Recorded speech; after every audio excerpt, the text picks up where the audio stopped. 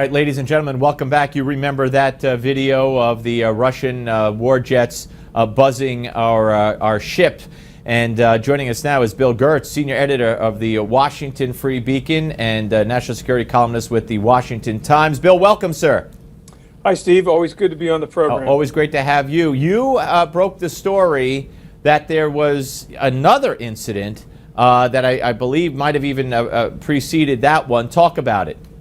Yeah, last week on Thursday, a Russian Su-27 jet came dangerously close to one of our intelligence aircraft, an RC-135, over the Baltic Sea. This took place 2 days after we saw this dangerous flyby of the USS Donald Cook, a guided missile destroyer.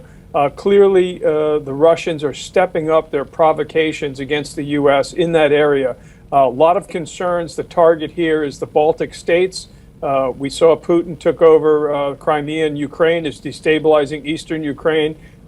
Very, very much concerned. The military is that he set his sights on the Baltic states next. Well, I thought Obama stopped him. So let me ask you this. How common is this kind of provocation? Well, it's not unusual, but the closeness and the dangerousness of these two recent incidents is unprecedented. I spoke to a Navy guy at the Pentagon. He said he's been on a lot of ships that have been overflown by Russians and Chinese jets, but he's never seen anything come as dangerously close as that incident with the guided missile destroyer Cook. As for the RC-135, it came within 50 feet of the aircraft. Now, when you do that, it's very dangerous. Any slight movement, any kind of turbulence in the area would cause a collision, and then the 12 or 15 members on that aircraft could have lost their lives, Sure. as well as the pilot of the Russian jet. Absolutely. All right, I want to move on to another subject. You wrote a piece the other day, which is as frightening as this is, the Russian thing, which is chilling, and something you and I have talked about before on this show and even in my radio days, and I've had other guests on talking about it.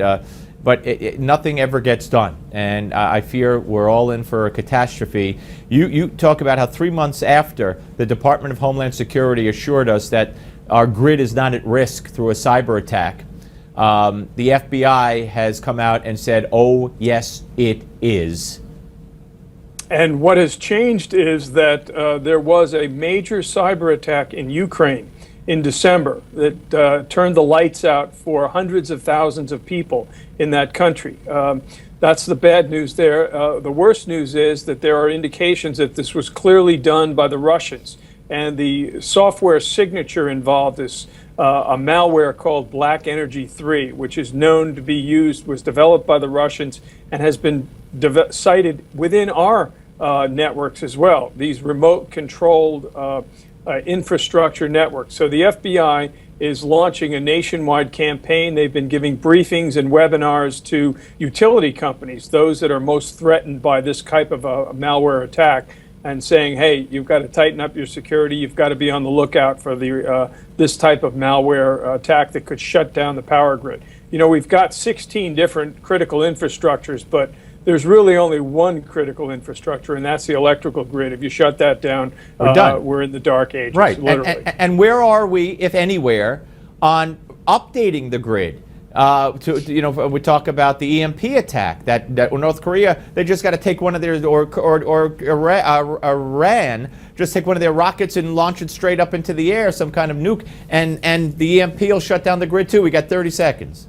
Well, the electrical grid is vulnerable. They're trying to take steps to harden it. One of the benefits of the grid is that it is diffuse. There's three basic grids, the West, Texas, and then the East Coast. And they're trying to harden it, but it's a big challenge. And the problem is it's all in private hands. So the government really doesn't have a role. They're trying to urge the private sector to take steps to tighten up. Unbelievable. Just unbelievable. Bill, keep doing what you're doing. Thank you very, very much.